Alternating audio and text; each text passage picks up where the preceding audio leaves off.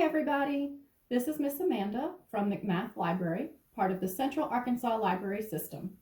Today I will be bringing you a program called Super Simple Snacks, and today's recipe will be peanut butter, banana, strawberry smoothies. Anytime we're going to cook, one of the first things you want to do is to go ahead and wash your hands. So if you need to take a moment to pause and do that, go right ahead and then come back to your kitchen space.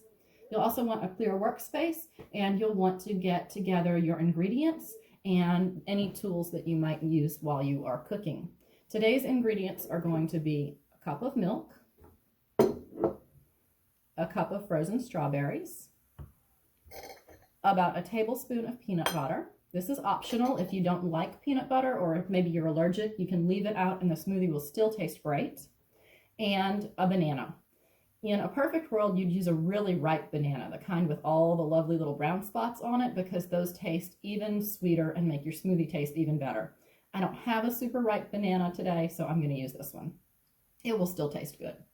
And then you'll need your blender for your tool to help you put together your smoothie.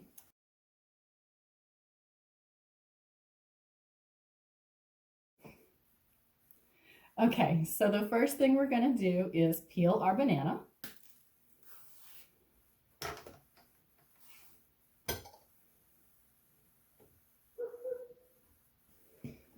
And we'll take the lid off of our blender and break our banana into chunks and just put that right in there.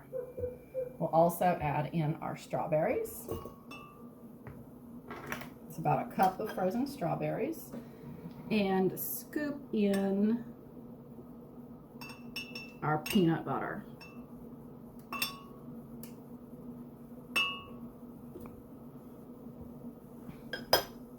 Okay.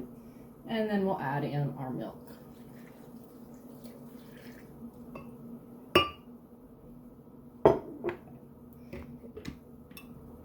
The lid goes on the blender, and we're going to go ahead and mix it up.